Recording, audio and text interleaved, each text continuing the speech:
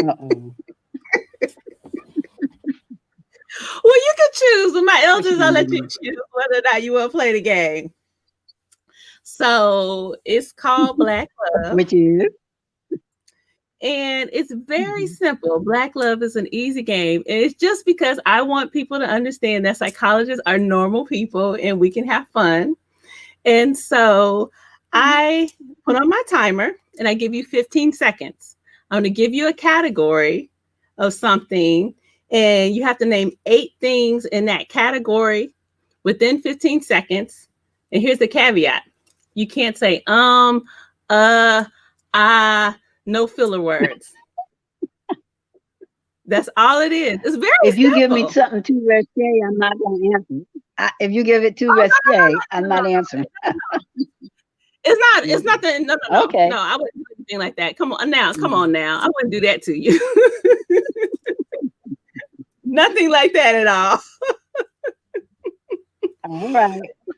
Okay. So we'll do this as a practice run. So I see people are on now. So we're playing Black Love. Dr. Kambon has graciously agreed to play. So I'm going to give her 15 seconds. You get a category. You're going to name 8 things in 15 seconds. No ahs, no fillers at all. Okay. So the category is, and I'm going to do a little more explanation for other people because you will already know what this means. So Dr. Kambon is initiated as an Akonfo in the Akan tradition. So we're going to go that route. And within 15 seconds, I want you to give me the names of 8 Insamanfo. 8 Abosum, or the deity. So 8 different deities within 15 seconds. No ums, uhs, ahs. See, I gave you all that time to think. Go. Asujibi, Asu Buafo, Asu Ojefo, Tigere, Ubo Kwesi, Nane Esi, Asu Abana, Daddy Kofi. Time. You did 7. I should have just gone through my libation. I would have known like at least 20. It's just a warm up. It really allows people to come on. Are you up for doing one more category? Now that I'm all sweaty, I said, now that I'm all sweaty, we can get start now. Good afternoon, everyone. My name is Dr. Ifetayo Ojelade. I am a licensed psychologist. I am also the executive director at A Healing Paradigm. I see people that are on today, and I know we have people that have specifically signed up to hear our amazing speaker today, Dr. Mawiyah Kambon. So do me a favor and say hello in the chat. Let us know that you're here. Share your energy with Dr. Kambon. I want to start out by just telling you a little bit about Dr. Kambon, and I'll share a little anecdote. Dr. Kambon is a licensed psychologist. She is also the founder and director of ONIPA Psychological and Consulting Services. She is based in North Carolina, and she is also the founder of Black Therapy Central. It's Black Therapy Central, right? Okay, want to make sure. Black Therapy Central. I will share the website with you and allow her to tell you a little bit about the work that they are doing at Black Therapy Central, because I think that it is really critical, and particularly at this time. Dr. Kambon is also initiated as an Akan priest, as an Akonfo in the Akan tradition. So that's out of Ghana, West Africa. And she is here today to have this conversation about us working as psychologists, but then also, hi Adobe, I see you there.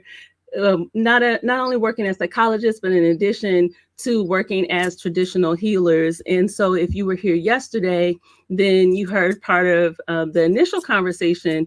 We were to have our elder, Nana Akosawa Patton Newton, was to be with us yesterday, but unfortunately I won't say unfortunately, her spirit decided to make the transition to the realm of the ancestors. So she wasn't here with us, but we did still remember her and the work that she has done, which was significant.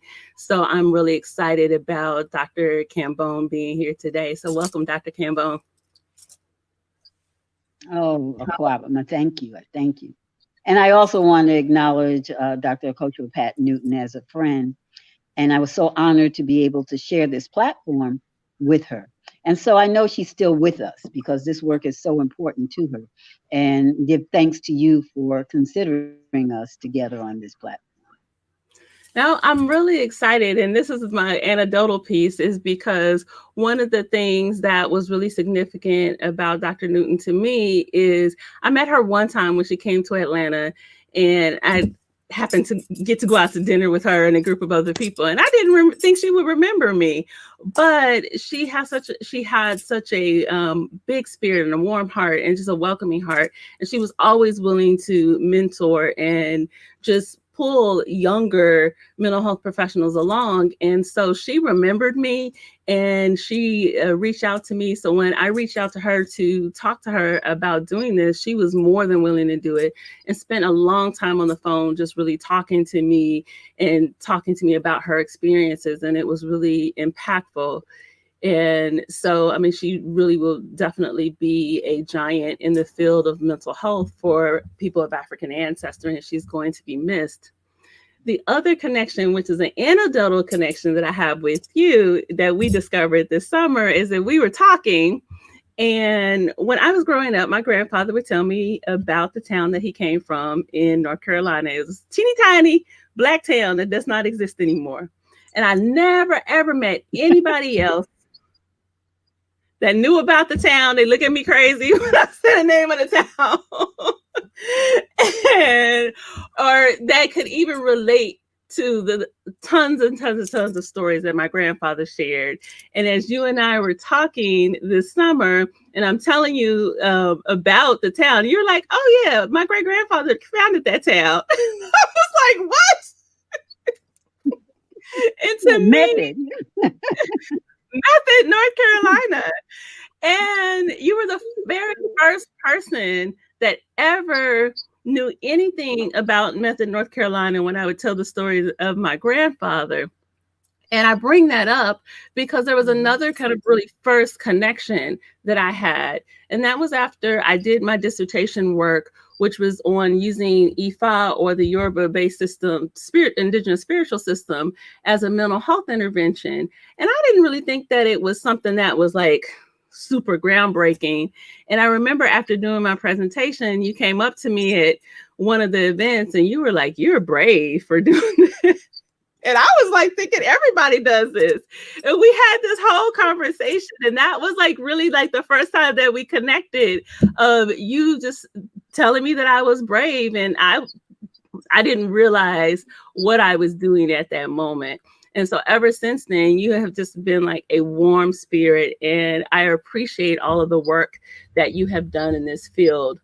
I want to start out just asking you a question. We're just start kind of that plain old mental health, Western psychology field. How did you make the journey to becoming a Western trained psychologist? Okay, so I'm going to try to make it short because it could go on. You know, as we all say, you know, I chose that journey before I got here.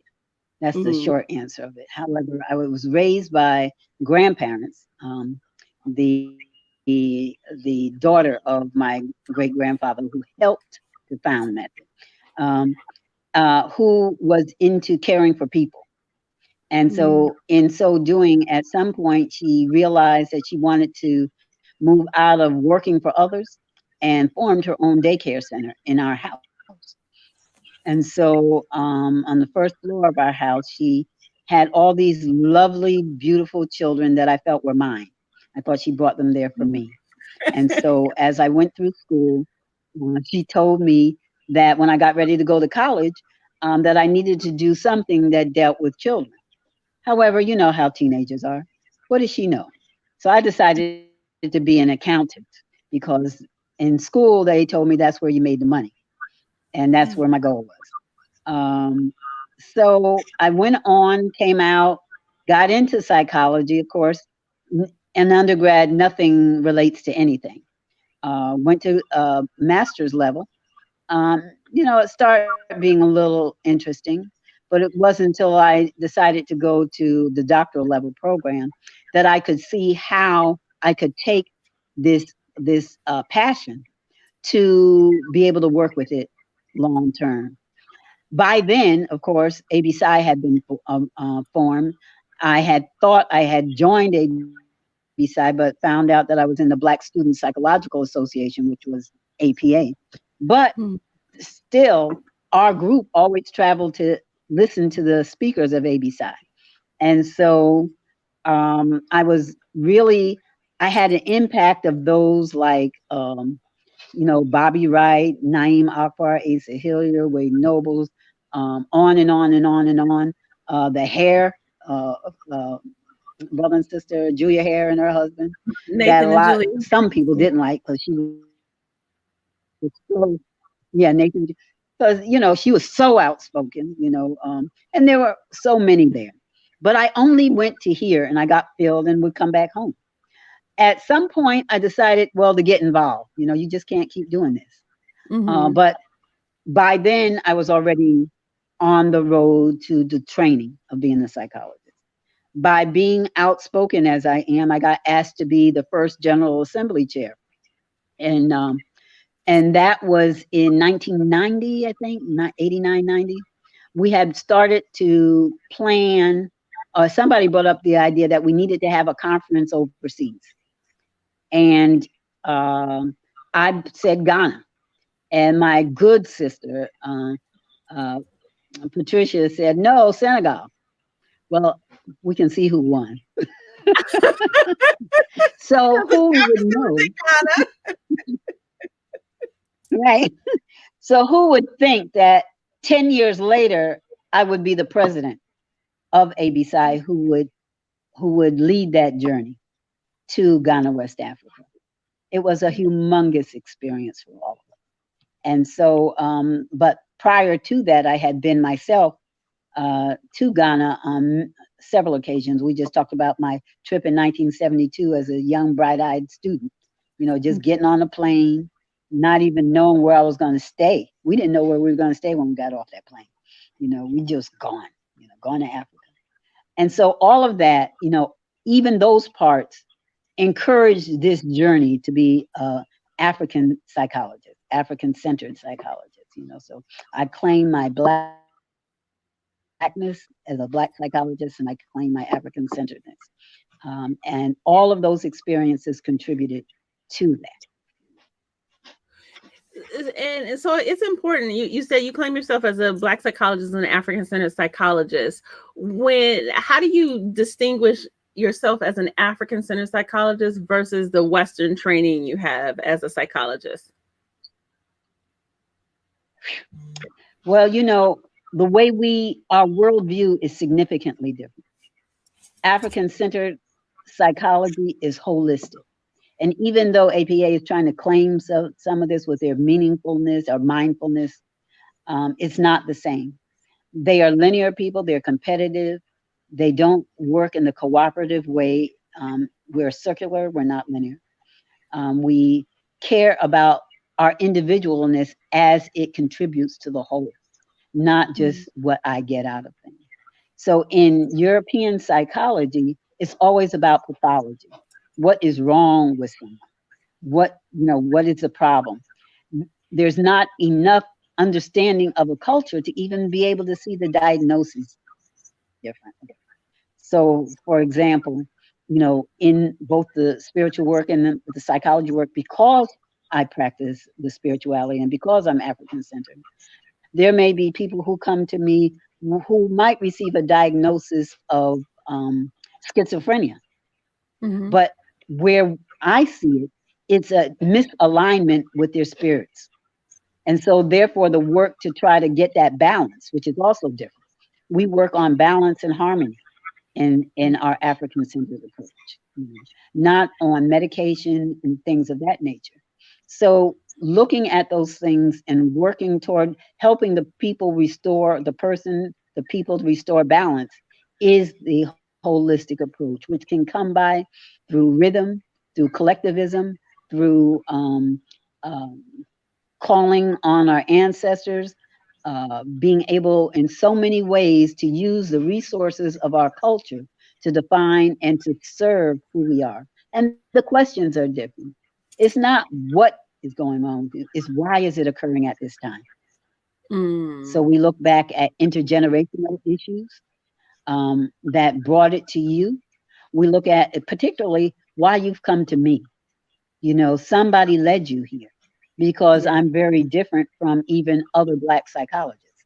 And so often in my practice, I find the opportunity to move to people to understand that their ancestors are still a part of who they are, a part of who is in their DNA, who is in their blood, and that they sent them to be able to work out the issues that typically have been multi-generational, and that it needs to stop now. So that's a major difference between the things. I had someone call the other day who was working with someone, and she left her. She was a psychiatrist. She left her therapist because of all the Eurocentric terms that she was using. And she didn't know anything about African-centered, but she knew that that worked against her because she's in that field. And so the woman said, "Oh, boundaries, boundaries," she said. And so, those are not things we talk about in African-centered approach. You just said something that sticks out to me. And I was actually saying this to my colleagues that were on with us yesterday about people's ancestors. So when clients show up, that their ancestors are sending them to us. And I firmly believe that. And I don't know, Spirit just told me that. And so, okay, that's not something that Western trained psychologists say, but I'm very clear about that sometimes I'm sitting across from somebody and there are too many coincidences. Those things can't just happen. And I'm very, very clear that their ancestors have sent them to me. And I'm also very clear that there are people that show up, and you're right, they don't know anything about African-centered psychology, but they know what they've been getting before doesn't work. So, for example, I will get people that will say, I went to this therapist and they were giving me these sheets and they were telling me about changing my thoughts. And then they tell me all these things about changing my thoughts and changing my behavior. But that stuff didn't work. And I just will like chuckle because I know what they're talking about. I mean, they're oftentimes talking about these cognitive behavioral interventions, and they work for a short period of time, but those things don't work over the long haul. And one of the things that you just said also that really stuck with me is around like people getting diagnoses of schizophrenia. That's part of when I was doing my dissertation research, I was really looking at how do you distinguish, or do you ever make a distinguish between someone that might have a spiritual experience and you need to deal with that kind of from a traditional perspective versus someone that you may think has an organic mental illness? Or do you see a cross between those two things? Or maybe not. Usually a cross, and I'm more leaning toward the spiritual. Everything is spirit. We're all spirit. Mm-hmm. So how has it shown up? That's what I said. Why? How has it shown up? And what then do we need to do about it? So since I'm not traditional, I rarely work in that realm. I'm not cognitive behavioral, and which is interesting when I have to supervise students and have to try to think along that way so that they can pass their practicum or internship. So and it's like, oh my gosh, there's a reason that and I tell them there's a reason to get your doctorate, so that you can then dictate and guide the conversation around these issues. So I didn't get this in my graduate program, nor did I through all the years I've been in psychology since undergrad, and I've been through a master's program and a doctorate program. But fortunately, I never went the APA route, or maybe I shouldn't say that. I always, when I came out, my family was a Black family. And so the way they were talking during our time, during the late 60s and 70s, it was revolutionary time. So, I went there and, there were people coming to the conferences that had nothing to do with psychology. They just wanted to hear these speakers speak. And so it resonated in me too, that they were speaking my talk.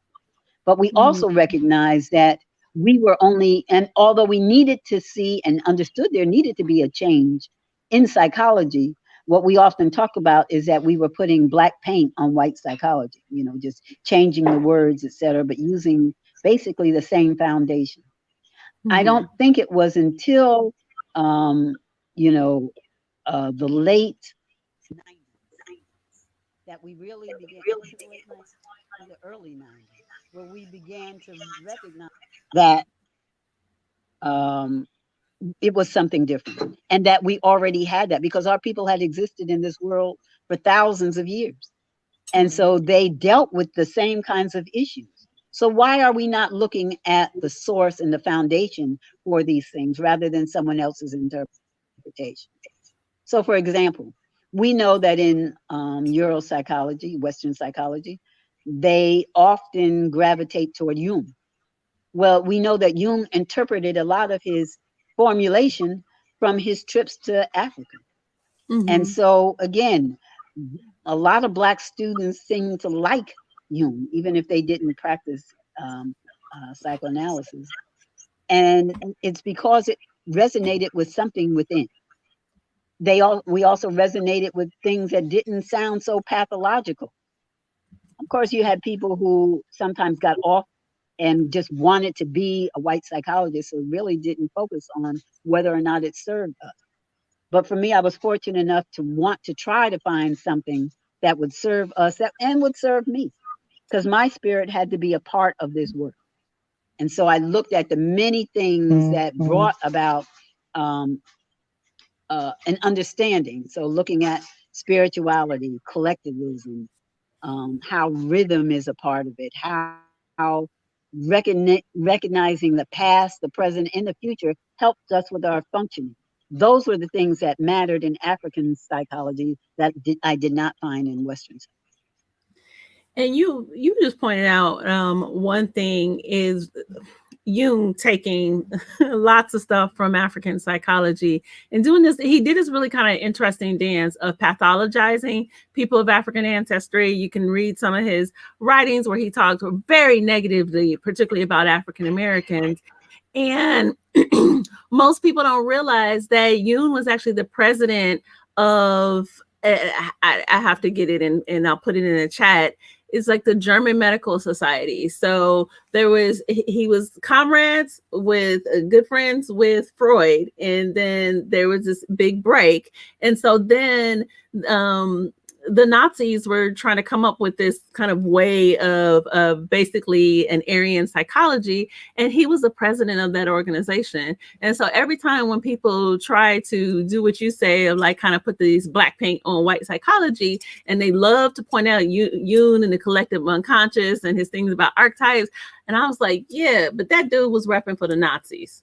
So go ahead with that. But just be clear that you're following somebody that's repping for the Nazis. And I think that's the thing, is that we can't just look at psychology and simply say, like, take these things from other people that have taken them from us in the first place and then put black paint on it and think it's okay. We have to be able to look at the healing of our people from an African-centered lens and using African psychology. So, I mean, you talked about a couple things, drum and dance and kind of community collectivist engagement. Tell us about what does that look like in terms of the work that you are doing with clients in your practice? Well, so in many different ways, it's a holistic approach, and that the collectivism, as we talk about inviting those ancestors in, understanding that this issue is not yours if you're in family, where has it come from and where is it continuing from your living family, and how can we help bring about balance? And so, there are many different ways. A lot of people are very isolated and withdrawn, etc. So you think about dance and drumming and those kinds of things that resonate and tap into spirit and help it rise so that they can be effective in your journey. We talk about I'm very well known for my guided meditation. So in my journeys, I help people go back to areas to reclaim. So we're not really always going back to the pathological experience, but we do come into allowing their spirit to connect with them to guide them. And so, therefore, the intent. So, yes, we do know we have ancestors that did not always do well here, but we have helped them and guide them into places where they can retrieve and receive information that will help the work that I'm doing with them so that they understand that eventually they'll be the ones in control. You won't be here lifelong. This is not a lifelong journey to be in therapy with me. And so, but you did ask, how does that work on the outside? So for therapists who may be on the call, you don't necessarily have to be initiated, but you do need I was to going to ask claim that. your own identity. You have to claim your own identity as an African person. And even if you don't use the word African as a Black person, deep in the roots here, in here in North Carolina and Mississippi, Alabama, our people understood how we work with nature and how nature informs us. And we use nature to assist us in balance.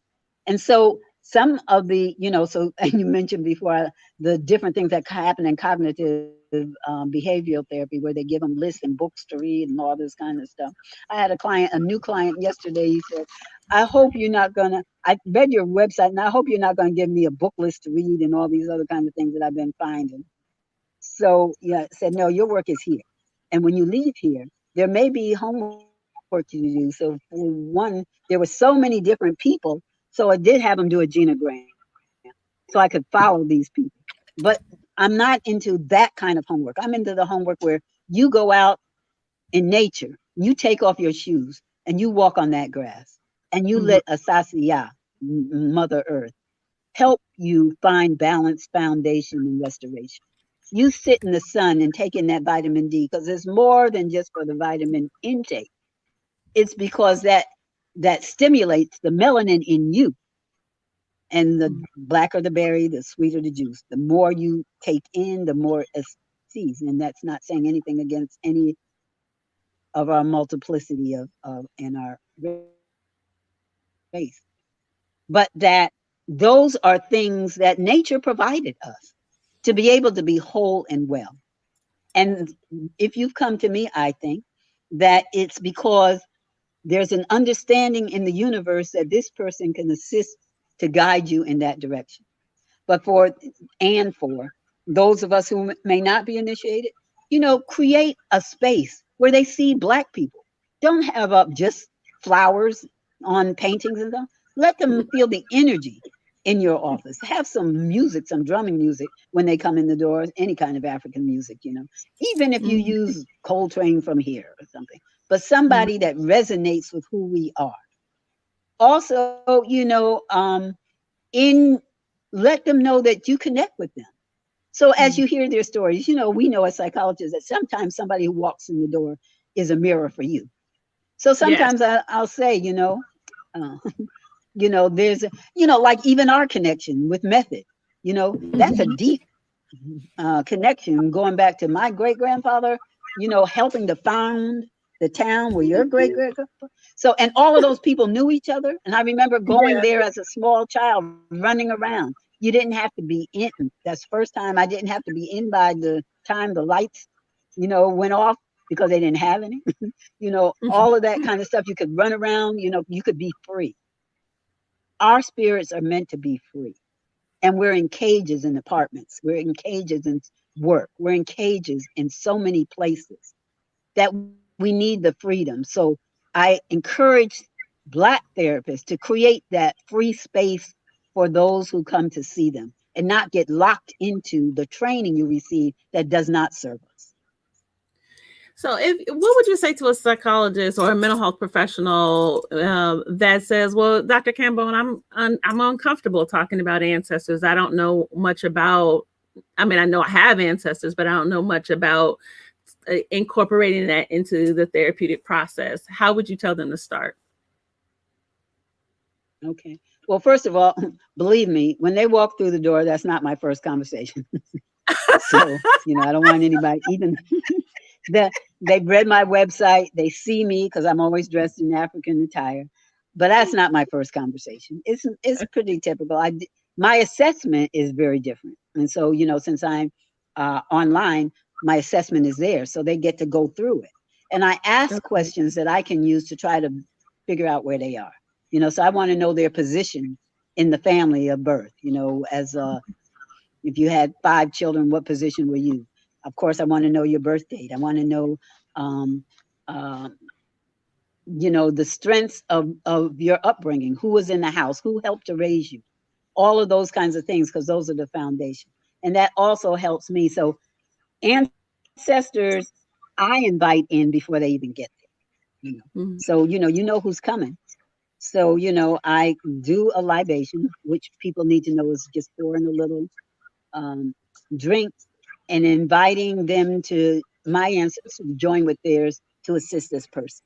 So that's Mm-hmm. where it starts. And then it's just pretty typical for the first session, maybe. You may get to the end of the session, we've already talked about it. Because often I will say, um,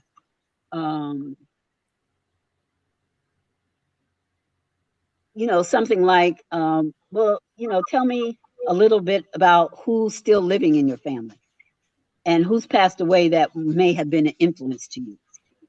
So how many other ancestors do you know that were influential in your family? So it could be something as benign as that. And then I Mm-hmm. take it from there to engage them to assist in this process. So with those who aren't initiated, you may not engage, but believe me, they will help you even if you once you open the door, even if you don't know to. So if you're not don't know how to. So if you're not afraid, they're certainly not afraid to help. And I Mm-hmm. can't say enough how important it is for Black people to go back to our cultural foundations, to our worldview, to work with our people. People get excited. I had, by Yep. second session, they come back to me and say, wow, my spouse, I've changed just in 2 sessions, and there's nothing magical. Although I joke when they want something fantastic to occur, I said, well, I broke my magic wand. So it's just you and me, and those that we invite in here. So, um, so that's how I would encourage people to start. You be comfortable first, find out about your own Blackness, find out about your own history. This isn't a profession, this isn't a job, this is a Mm-hmm. life work when you guide and work with our people. Ashe. And so Ashe. you must take it with that kind of a love in mind. Well, and I think that's a clear distinction between African-centered psychology and kind of our Western training. In Western training programs, at least when I was going through, you were encouraged, you weren't required to do therapy. So you weren't required to do your own work. So there's this idea of like, we can break down things in these components, I can pour it into you. And once I pour it into you, boom, you become a psychologist. As opposed to from an African-centered perspective, in order for you to teach someone how about good character, you got to have good character on your own. You got to be able to do the work in order to be able to guide someone. Just because you get older does not mean that you were an elder. It means that you have gone through a particular rite, you have gone through a particular process. And that, I think that is just the distinction in those two things. So what you're saying is really important, is that part of this process is, if you want to help people connect with their ancestors, start for yourself. One of the things that I do when I do workshops, anything that's on ancestral connections, is I take a long time and have people introduce themselves. And usually, at the beginning of workshops, when people introduce themselves, they're like, but they don't get to talk about all this, fancy degrees and all that kind of stuff. I want to know who your people is. So I tell people, I start by introducing myself and I say who my parents are, my grandparents, my great grandparents, my great great grandparents. And I just make it easier for them. I just go up to your grandparents. Or your great grandparents. I just want to know who they are. Like, tell me who your people are. And so something just as simple as that, is you being clear about who you came from, I think is significant. I see a question here, and yeah, so if other people have questions, definitely put them in the chat. I would be happy to ask Dr. Kambon those questions. So Latoya is asking, is there a book or reference? Latoya, tell me a little bit more. Is a book or reference in general in African-centered psychology, or are you talking about a specific subject for Dr. Kambon? So while she's putting that in, I'm wondering Well, if let there. me answer that even without her being specific, because I can refer her to one that I think is great for practitioners as well as our general population. It's Okay. Self-Healing Power and Therapy Yeah. by Nganga Fukiau. That's Yeah. FU-KIAU. Mm-hmm. Self-Healing Power. The book before that is on African cosmology. Then you kind of understand. That's from the Congo. You kind of understand how all of our worldview works. Because even though that's from the Congo, it's very similar throughout the continent. And so he's put it in writing. We have a similar concept in the Akan, understanding what the circle of life looks like. So he's just drawn it out on a map. But self-healing power and therapy helps you understand the foundation of where your healing comes from. So therefore, you will know when something's going wrong and what needs to occur in order to do that. So that's one of the great books that I would recommend. And Don Corr's On Becoming Ancestors. That's Yes. another one. It's again a cosmology on understanding that, as you mentioned, there's a process to becoming an elder, and all old people don't become elders. And so, even though people go into the ancestral realm, there are different places, for lack of a better word, that people go. You know, I want to get back to this point you made that I think is so important. Before I even became initiated, I would have a study group at our cultural center, and people would come from mainly the different colleges around St. Aug, uh, NC State, A&T, Shaw. And one of the things that I pushed for most was don't worry about any of this stuff. Develop good character. Once you develop good character, then that would guide you. I'm doing initiations now, and I talked to the brother who assisted me, and that I work on trying to have impeccable character. Does that mean I do something, I don't ever do anything wrong? That's absolutely not true, I think. No. But Mm. I try to work on developing good character and hold myself accountable. So when I have people coming at me with a lot of different negative things, my response to that is that's not my business. If they want to be ugly or create, you know, ill things, there's too much going on in the world that I'm responsible for. So I'm not going to worry about that. I have to maintain good character at all times. And I taught them that regardless of any of these things you do, good character reigns high. And so you'll see even a lot of these traditions, you'll see people doing things that seem out of order for what they should be doing. So those of us who are in it know that everybody has their path, and that they're chosen for many different reasons. But just as Mm-hmm. we're saying, you go and research your therapist. You need to Mm-hmm. research your diviner as well, because Oh, I should. you'll get to know in an interview. And I encourage clients to interview their therapist to make sure Mm-hmm. that you're compatible, so you're both not wasting time. Yes. Yeah. No, I mean that you hit the nail on the head. Interview your therapist, and if you have a therapist that's offended that you're interviewing them, then that's not the therapist for you. Or if you're Mm-hmm. working with someone that is a traditional or spiritual healer, then you definitely want to interview that person. You don't want to find somebody randomly online.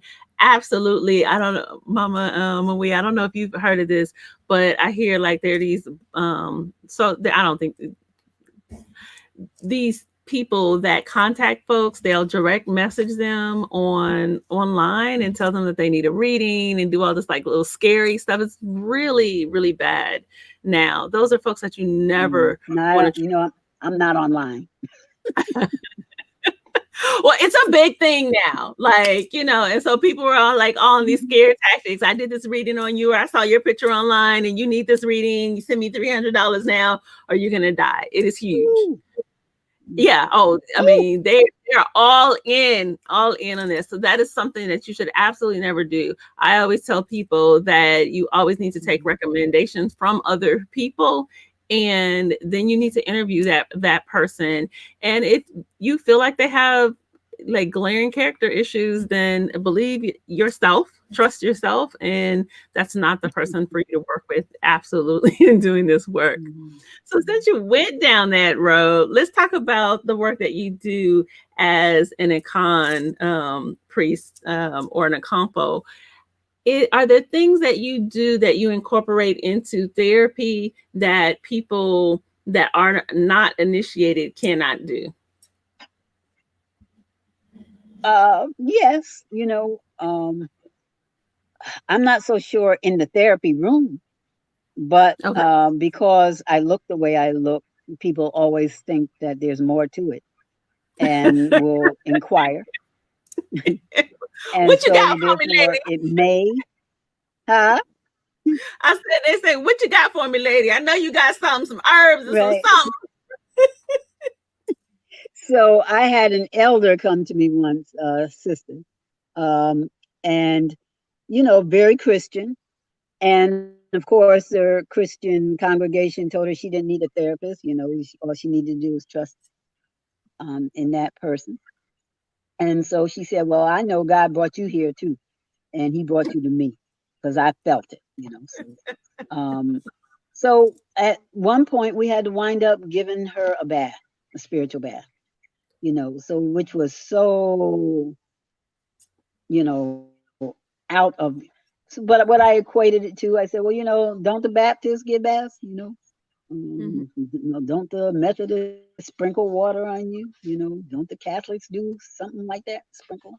I said, so before they existed, your people existed. And so where do you think they got the concepts from? To know that that was a process of healing. Mhm. But they worded it down, excuse the pun. Mhm. And so now you have the opportunity to receive, you know, um, what we do in order to provide the protection around you that is needed while you're still working out the problem. It in of itself may not work out the problem. Some things are, like that. But you know, people look at us as if we got this magic wand, and you come, you Mhm. find out, and your life is supposed to change, or your problem is supposed to go away immediately. But it requires work on all Yeah. realms, and it's your connectedness with those realms that help you to get to where. So yes, somebody may get a job as a result of coming, but is that really your total purpose? Because that job may come, you may be happy for a while, but your life may not have changed that drastically. People need to commit to their lives, their own lives, not to just those who can assist them with that process, because that's Right. the way they need to see it, as assistance. So Mhm. you asked me what I bring into it. Um, uh, there have been times when people have come in with what the Westerners would consider psychotic breaks. You know. So then I have to do something right then. And so I do. I take them into another room and do something to get Mhm. them, in alignment so that they can walk out of my office, not walk Mhm. into a hospital. And so I have, at least several people who may have been diagnosed that way that I've had to work with that Western psychology would not have been able, not Are in there one any session. are there any people that you've had that experience with where you weren't able to help them? Not yet, but I'm not trying to say I have a whole lot of them, not in that kind of state. Okay. But yes, I've had people I've not been able to help, but not in that particular state. There's only been a few of them that have come in that challenged. And I always talk about challenges in my practice. I don't talk about weaknesses. I don't talk about disorders. I want to see how life is challenging them at this point, and how can we work to resolve those challenges. Now you said something about giving. You had the one client that you had to give a bath. Talk a little bit about that, because like as soon as you say that kind of stuff, our Western training is like, no, you hear that Western word, boundaries. Well, but that's not, again, that's not in psychology, so that happened as we continued on, and that is not something that would be recommended for anybody who's not initiated. They may refer, and I remember in the early days you used to refer people to others, and when we talk more about it, to understand that aren't you trained? So, and I hear that. I was on a conference call with the Econ recently where that subject came up, and one brother talked about, oh, you can't do that because we're licensed to do this. Well, he's young in this field, so there was no argument to be made. Again, I encourage people to get the PhD so you can be your own Young, your own Jung, or your own Sullivan, or any of those. Or own Ifetayo who develop Mawiyah Kambon. Right. You develop your own theories based on, your analysis of what needs to be done. So, and even the methods by which it gets proved aren't going to be the same methods that they use. Exactly. The methods that we use, as we talked about in our joint association, is that the standards that we use will probably be more stringent than the ones they use, because we're concerned about those who come through us. Yes. Being able to work with our people. Absolutely. So you can go work for others, and they may say they give you a rubber stamp because you went through this CE training or that. But when you come through African-Centered, then the ancestors need to decide that you're prepared to move forward. Yeah. And I think what you just said is significant. So for myself, although I am initiated, I am not a working priest, and I don't do overt things for people. I mean, I end up talking a lot about ancestors. That ends up, I think that's just kind of who I am. Is my last name says it all. That's my last name means someone who's initiated to the Ancestral Society. So I'm always dealing with that piece. But in terms of like divining or doing other kinds of rituals for people, I don't do that work. And so I have specific people that I refer to, and they do that work. And that's very different than a psychologist that not only works as a Western trained psychologist, but then is also a working priest and is able to do those things and being able to have the experience of being able to distinguish that. And I think that's the point that I wanted to get across, because like you were saying, I mean, you may have a younger psychologist that may have those divisions in their mind. And I don't necessarily have that division. For myself, it is, but that is a personal choice, versus being able to understand how do you professionally work with your clients from a mental health perspective in terms of our training, and then also appropriately work with those clients in terms of the spiritual work that needs to be done and being able to get the consent. I think that is, I mean, that would be actually a great article to be able to write on that whole subject, because these are things that I think we need to explore. We really need to be able to talk about.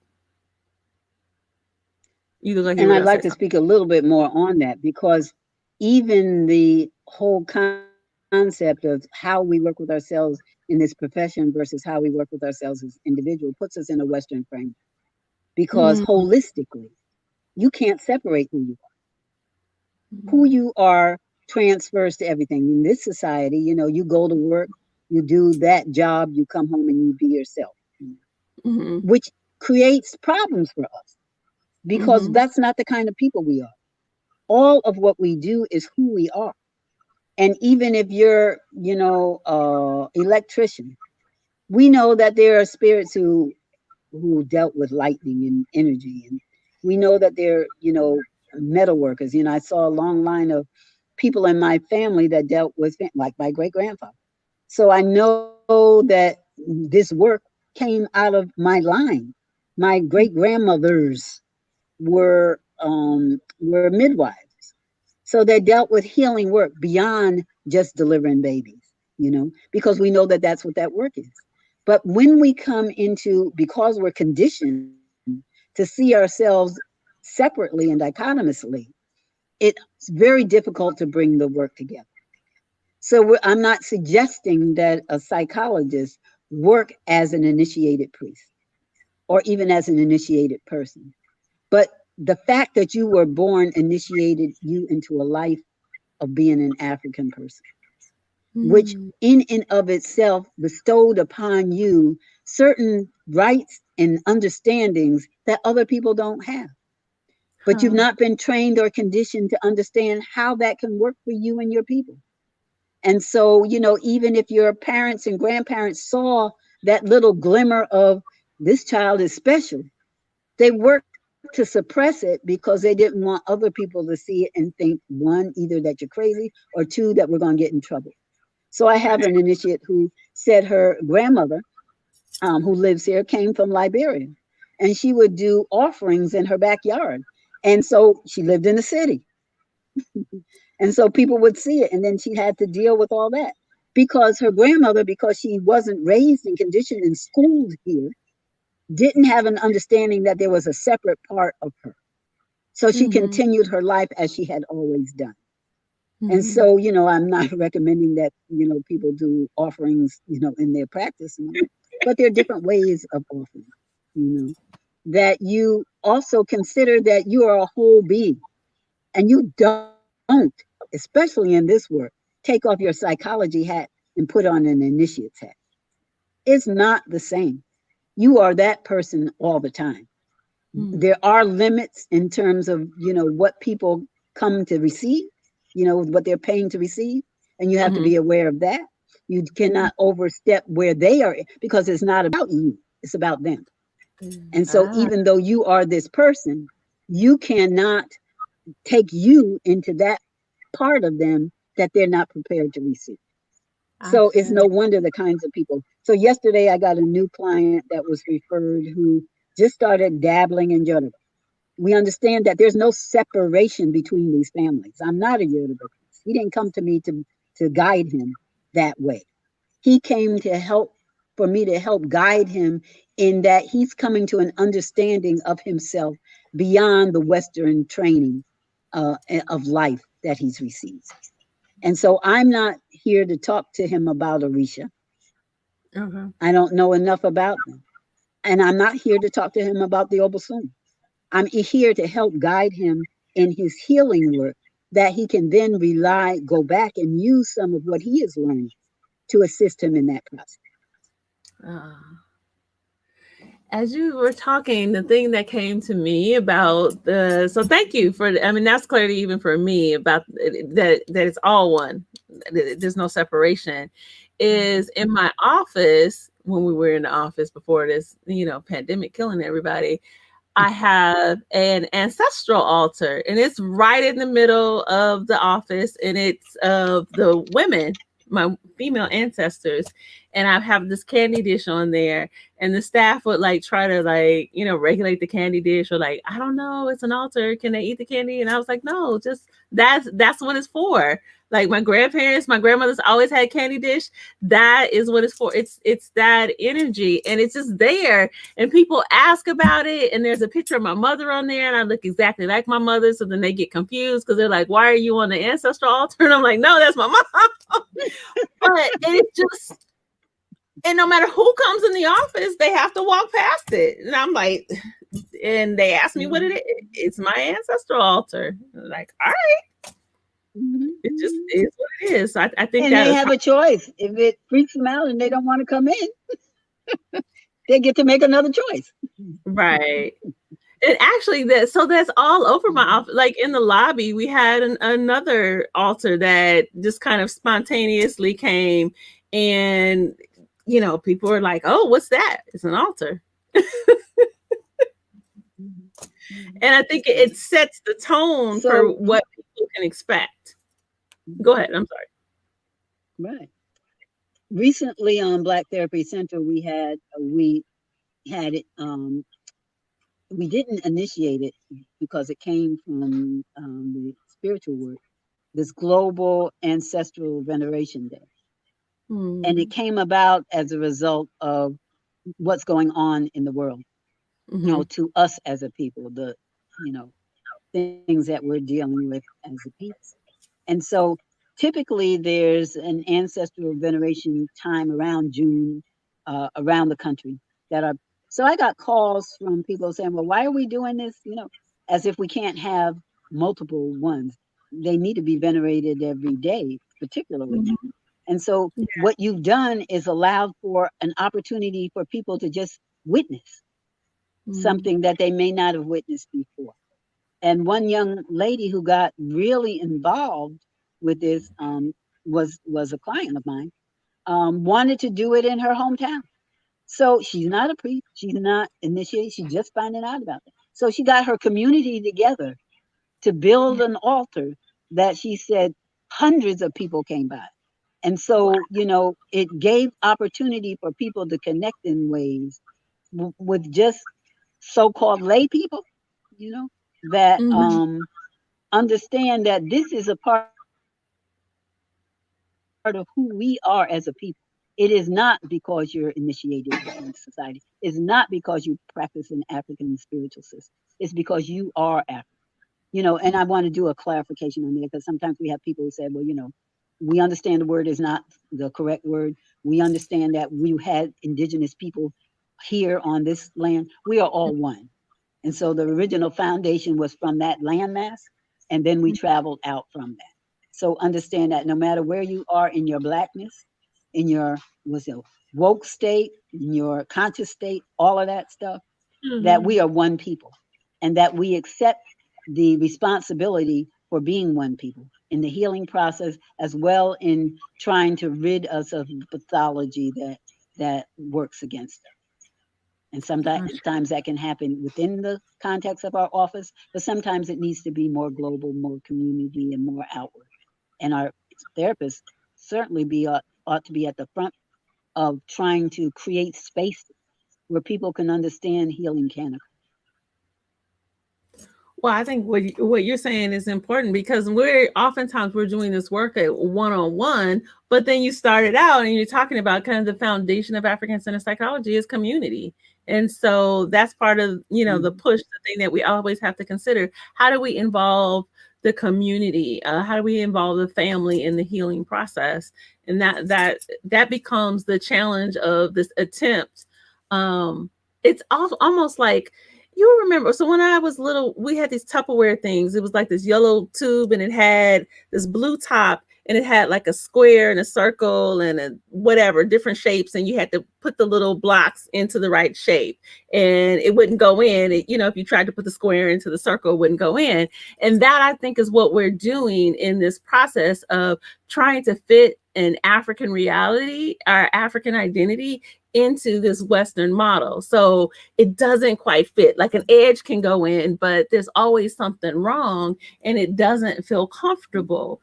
And that's part of the work that we're doing, is trying to create this space where our people can fit, that it does feel comfortable, that it feels Absolutely. right. Mm-hmm. Yeah. And I mean, that is really a great example of it. And we mask it a lot. And so we walk around with the stress because we're trying to let the world think that we're all right in this space. But then when we're let out, we look over our shoulder and things like that, we're not totally accepted. And my concern is why we keep trying to be accepted into something that's so foreign, so alienating to us. That indeed is, to me, a pathological way of living in life. And it ought to be a DSM diagnosis.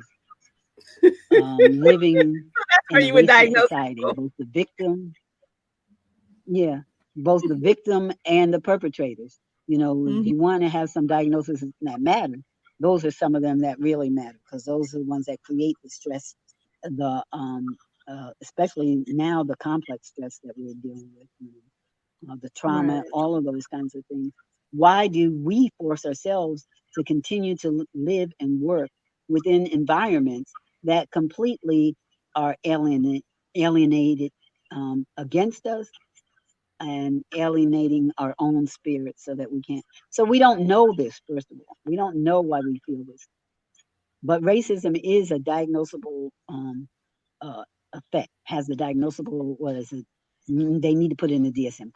That's what I'm trying to say. Mm. If you And use that, So, I mean, as psychologists, we're still forced to go to that book in order to get paid. But I mhm, try to, and this is real important, I try not to find the worst diagnosis to put on a person. What is mhm, the least one that still fits those symptoms that they occur? mhm, What is going to mhm, be less harmful to them as they move through life? mhm. Those that you mentioned before, those schizophrenia and all, usually lead to medicine immediately. And Mhm. when we know in this work that when they start taking medicine, it becomes much more difficult for us to reach their spirit and to restore them. And there are Yeah. rarely occasions where people who have been diagnosed that way and who have received medication and been hospitalized been able to fully restore. But if they haven't gone that way, we've seen many that have been restored. When one of the people that I interviewed for my dissertation was a senior Babalao, and one of the things that he described, what he was saying, what you were saying, he described it in a different way.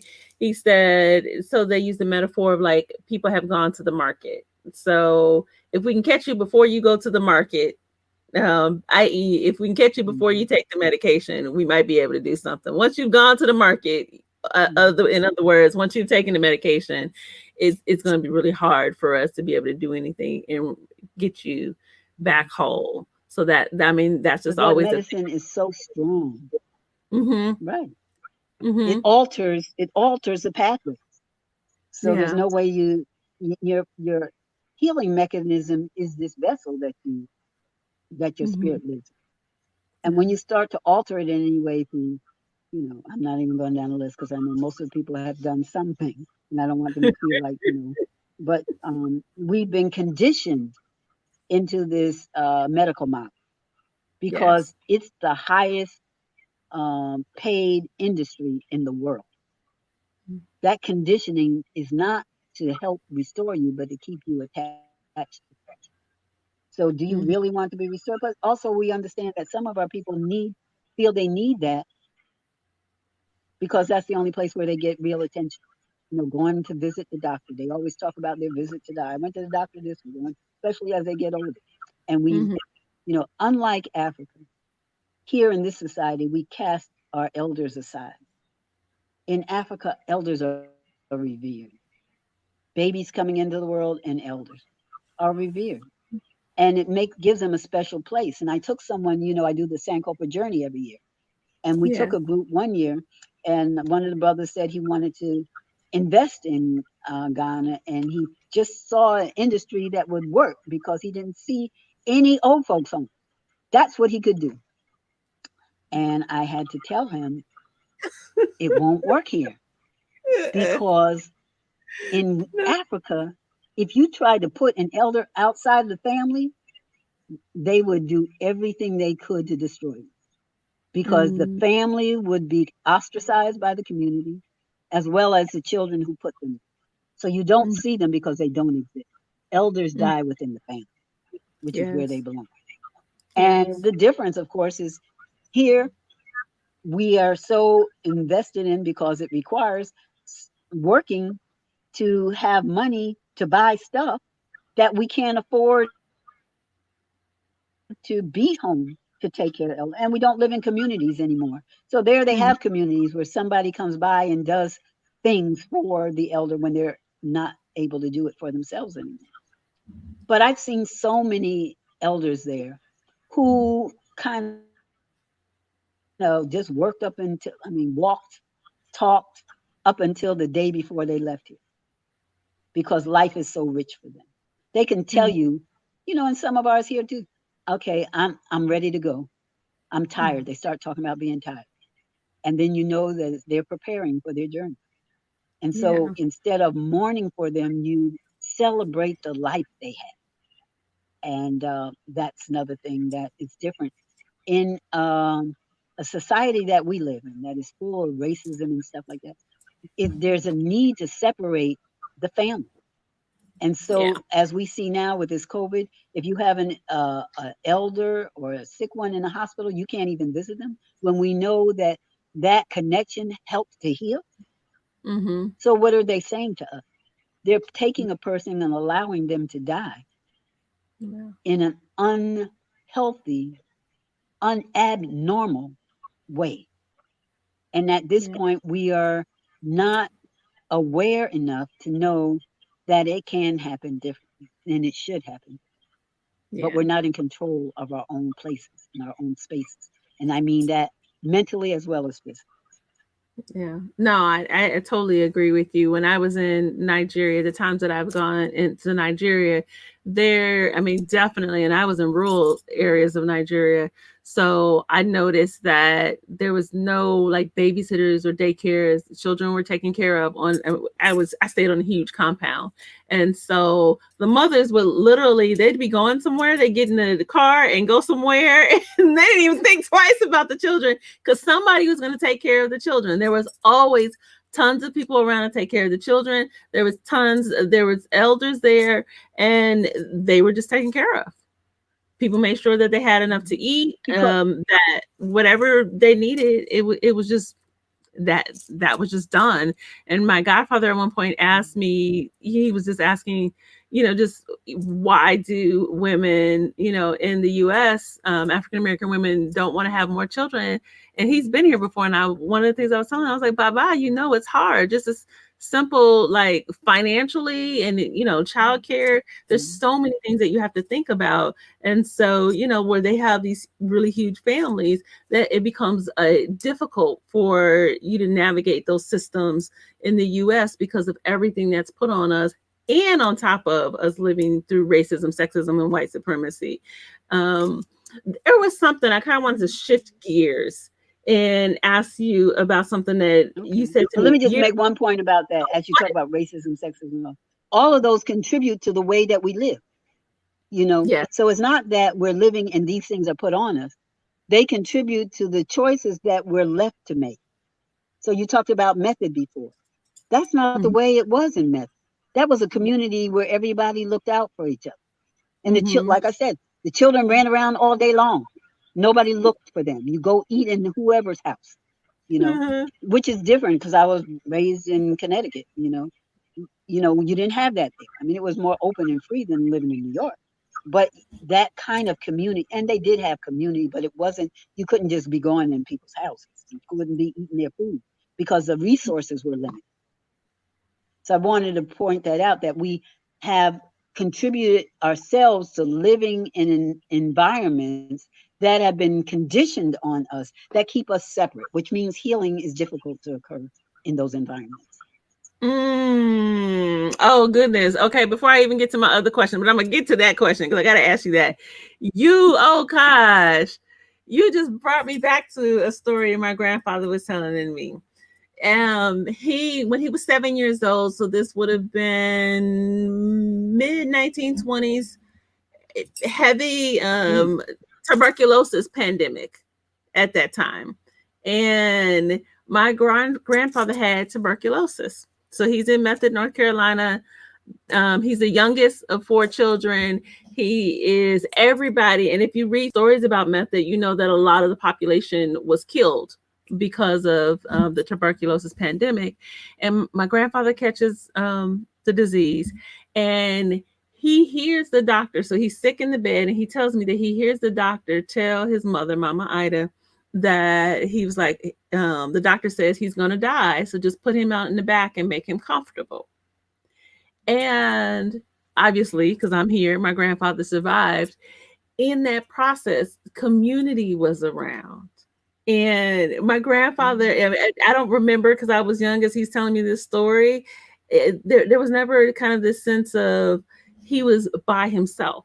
There was community, and it was a result of that community that he actually survived catching this disease that was killing so many people within his community.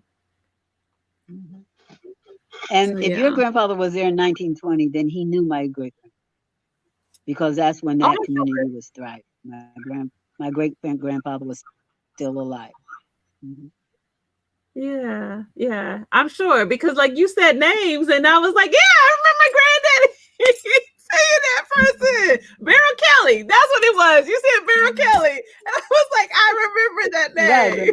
yeah, right. He's the one that brought them all together to found that community. Yeah. Oh But gosh. anyway, our personal stories aside. Yeah. No, but that's like the ancestors. I mean, it goes to what we were talking about. Like, so our ancestors kind of just brought us together to have these kind of conversations. Okay, shifting gears to something else. Years ago, we were talking, and we were talking about Adinkra symbols, and you were saying something. I think you were saying something about like that you can chant over the Adinkra symbols to make them to be medicinal. For people that don't know Adinkra symbols, they're the symbols, you see them everywhere. Actually, I have one on right now. This one, that's an Adinkra symbol. So you see them Can't a see it lot. real clear. Mhm. Can you see? Oh, Oh, why don't I just hold it up like this? There. So I've got one that I was wearing, oh but yeah. Okay. most Nkomsu, people Nkomsu. Mhm. think of like Sankofa. That's like a really popular one, Jinyame. And I knew that they had meanings, and I see them stamped on cloth, and people put them on jewelry and all kinds of other stuff that go beyond what they were traditionally used for. But you talked about using them as medicine. Can you talk a little bit about that? No, Oh, okay. you don't have enough time. But no, it. So note that everything in nature is used for can be used for medicine. Everything. And so what the Akan have done is the Dinkra people who the Asante brought into the Akan family many years ago had these symbols, and now um, uh, they were Asante symbols, but now all of the country, especially except for in the far north, use these symbols because of what they mean. And just knowing what they mean, it's like in the Akan tradition, as in all traditions, your name has a meaning, and you're given that name, and people call your name so that you can become that, whatever that meaning is, or that they recognize that this occurred in your past life, or as a result of this, these are some things we need to be mindful of. That's in your name. And so if you think of the Adinkra as names, that there are proverbs attached to those names, in addition to the meaning itself. And so, yes, they can be healing. There are different ways they can be, depending on what you're able to do, will depend on the level that you can pull that energy forth. But everybody who um, who uses this a Dinkra symbol can receive the energy from that on some level, if you know what it means. But if you just, well, no, I'm not going to say that either.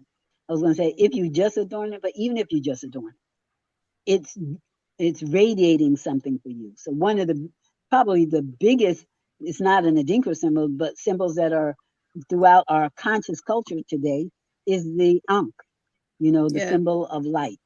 With all of the meaning that goes with it, is a very restorative symbol.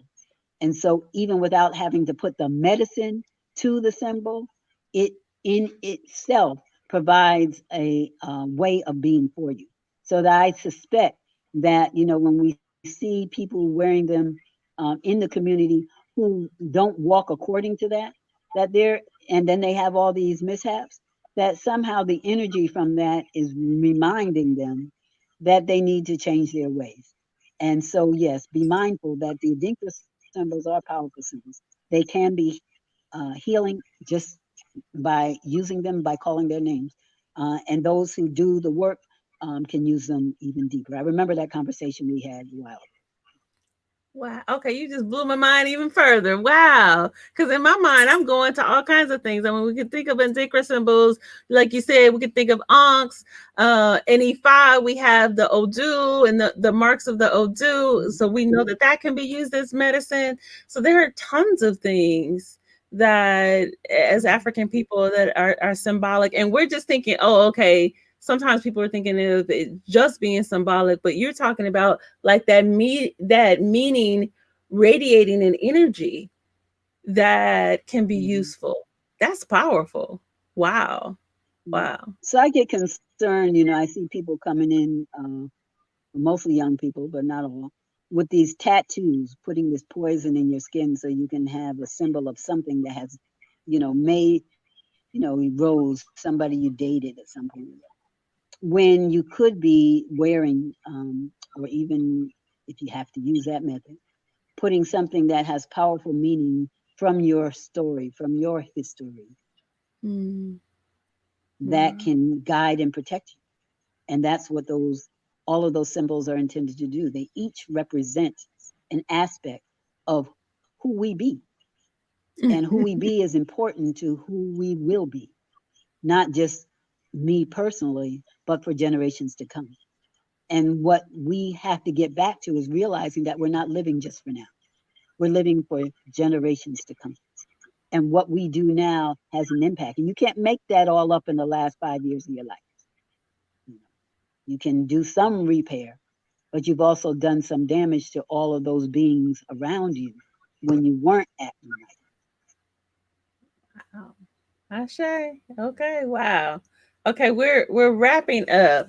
And so again, we are here with Dr. Mawiyah Kambon. She is the founder, she's a licensed psychologist. She's also the founder of Onipa Psychological and Consulting Services and the Black Therapy Network. So if you have questions, definitely put those in the chat. Dr. Kambon would love to share your energy. She shared a lot of energy. Even if you don't have questions, share some energy with her, because I see y'all are watching and people have been watching steadily. So definitely just let us know. Black Therapy Central. Oh, I'm sorry. I said Black Therapy Network. Thank you. Black Therapy Central. Tell us a little bit, as we get ready to close, tell us a little bit about Black Therapy Central and how people can get connected with you on there. Black Therapy, right. We're asking therapists, and it's a broader base than just those who do psychological and counseling.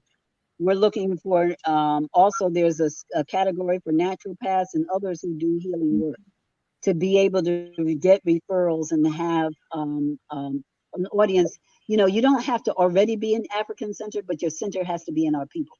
That's important, and that, of course, we can't limit necessarily your clientele, but it is like a referral source to help us connect and help our people connect.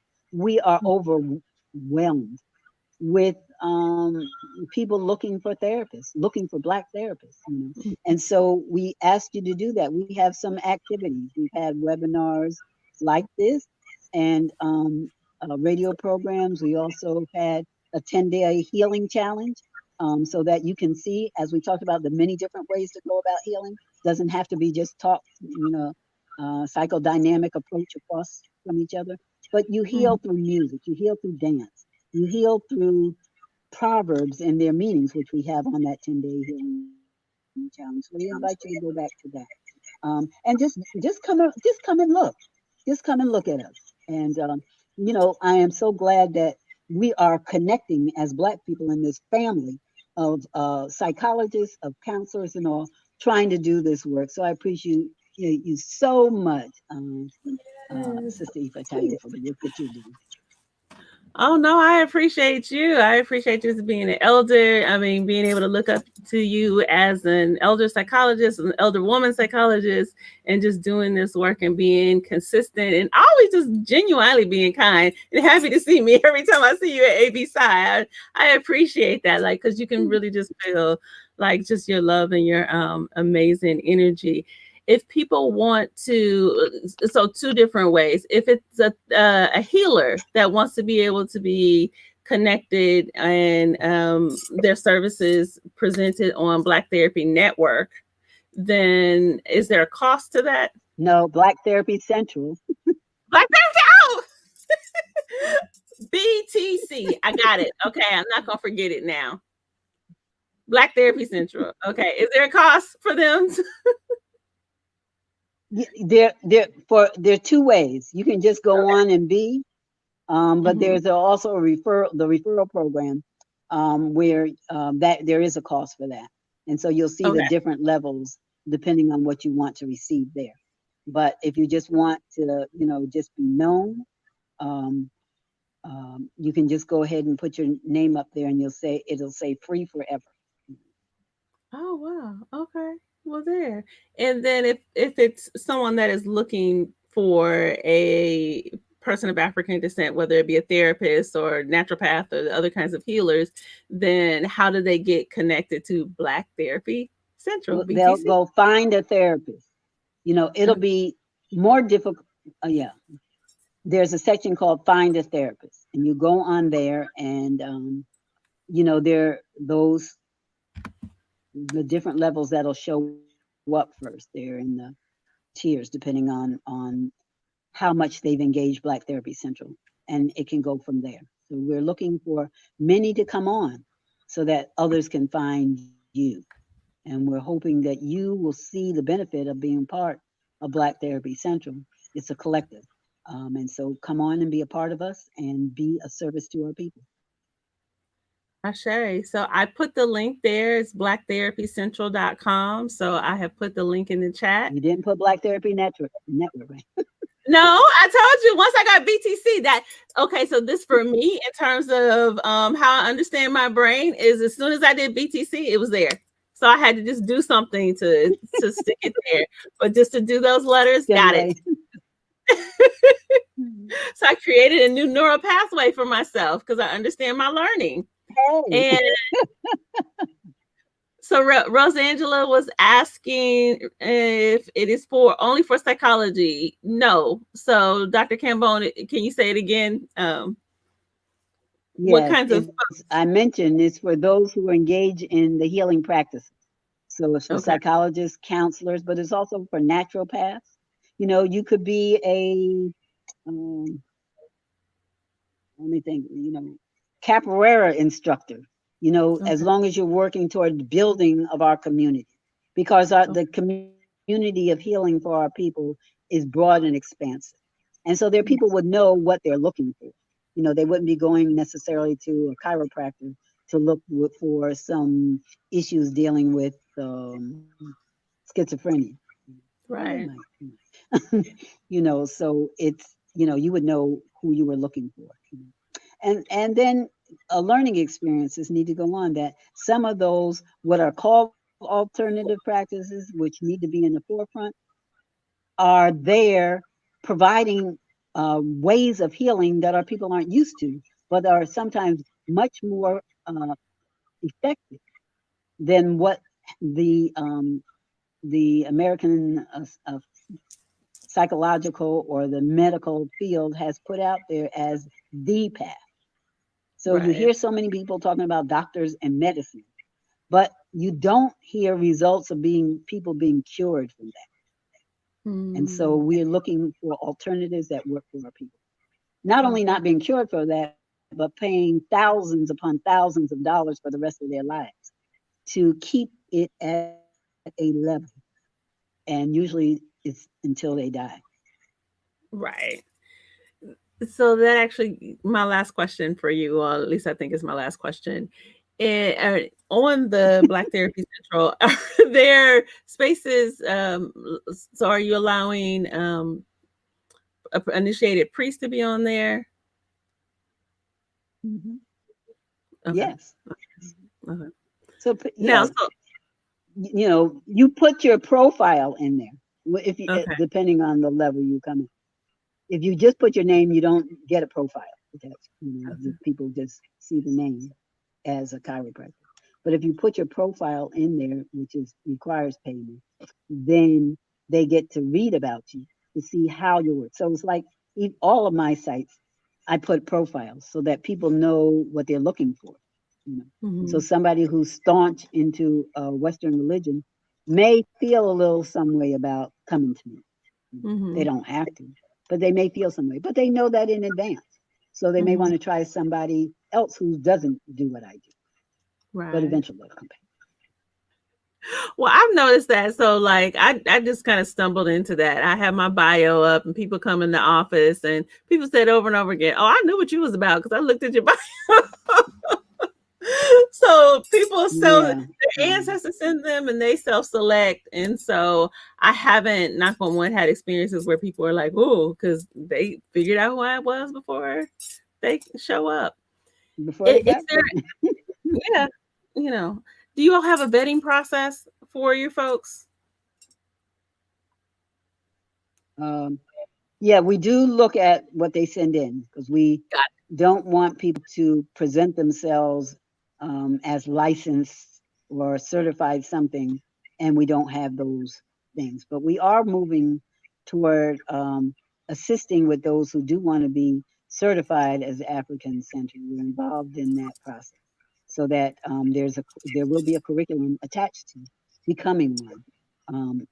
And once that occurs, that will go along. But we still look at your history, your stories. You know, you may not be licensed by American Medical Association, but you might have been trained as a in our tradition called as Dusini, which is an herbal healer. And so Okay. people can read that. They might see like a naturopathic doctor, etc. They deal in healing the body, but not with medicines. And people really do need to go read about that profession and what it's doing to our people rather than for our people. Ashe, Ashe. So I'm Well, sorry if thank there are any physicians on the call. It's not really meant to attack you because I want you to go look as well. I think that if people showed up, the right people have showed up to hear this conversation, and people can process whatever information they need to, and however their spirit guides them. So, Dr. Mawiyah Kambon, it has been a sincere pleasure. I always love talking to you. I always learn so much. Thank you so much for coming. Thank you And so much for having me. And if we ever get out of this COVID, I hope to see you soon. yeah, yeah. I told you I'm gonna come back up to North Carolina because I have a whole family cemetery there that my girls and I visited last year. So my people Wow. are buried there still. Method doesn't exist Wow. anymore, but they're Wow. buried in that Method cemetery. So yeah, my people are there. Right. Well, there's still Method Road there with a few folks. You know, my great grandfather's house is still there. Mhm. Yeah. Oh wow. Mhm. Okay. So yeah, no, I took Yeah. a sign. I took Come a on picture up. of the sign Yeah. that said Method because my great grandparents that were born during enslavement are actually buried in that cemetery. So you got the grave markers there. Wow. So Oh. definitely come back to Method. Mm, Yeah. You gotta mm. go, So, from give our ancestors to all of your ancestors, realize that the spirit continues. yes, yes. Okay, so everyone, thank you again for hanging out with us on this Saturday afternoon. I hope that you enjoyed this conversation. Connect with us every single week. We are here on Fridays on Facebook Live at 12 o'clock. So I would love to see you again and have a good Saturday. Take care.